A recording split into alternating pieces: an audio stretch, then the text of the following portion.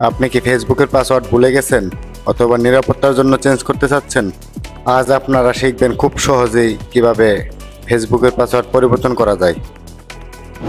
প্রথমে চলে যাবেন ফেসবুক অ্যাপে। এখানে দেখতে পাবেন 3 ডট অথবা প্রোফাইল ফটো শো করছে, এখানে ক্লিক করুন। আপনার সামনে এরকম একটি ইন্টারফেস শো করবে। কোনায় দেখতে পাবেন সেটিংসের মতো একটি আইকন আছে, এখানে ক্লিক করুন।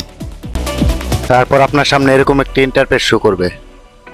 এখানে পেয়ে যাবেন পাসওয়ার্ড অ্যান্ড সিকিউরিটি, এখানে ক্লিক করুন।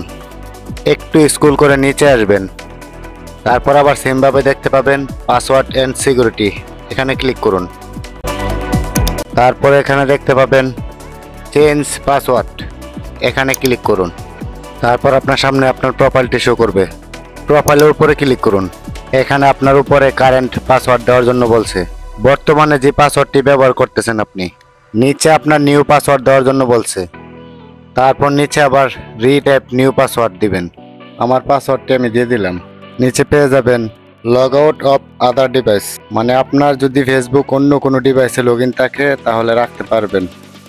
যদি আপনি টিক চিহ্ন দিয়ে রাখেন তাহলে কোনো ডিভাইসে থাকবে না, আর যদি আপনি টিক চিহ্ন না রাখেন তাহলে অন্য ডিভাইসে লগ ইন থাকবে, শুধু পাসওয়ার্ড চেঞ্জ হয়ে যাবে। তারপর নিচে চেঞ্জ পাসওয়ার্ডের উপরে ক্লিক করুন।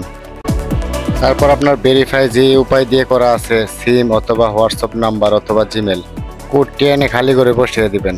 তারপর কন্টিনিউতে ক্লিক করবেন, তাহলে চেঞ্জ হয়ে যাবে। আমার পাসওয়ার্ডটি চেঞ্জ হয়ে গেছে। এখন দেখবেন আপনার পাসওয়ার্ড যদি মনে না থাকে তাহলে কিভাবে বের করবেন। তারপর আবার সেমভাবে এই জায়গায় আসবেন। এখানে ফরগেট পাসওয়ার্ড আছে, এখানে ক্লিক করুন। আপনার সামনে এরকম একটি ইন্টারফেস শো করবে। এখানে আমি অনেক কিছু দিয়ে ভেরিফাই করে রেখেছি, নাম্বার জিমেল দিয়ে।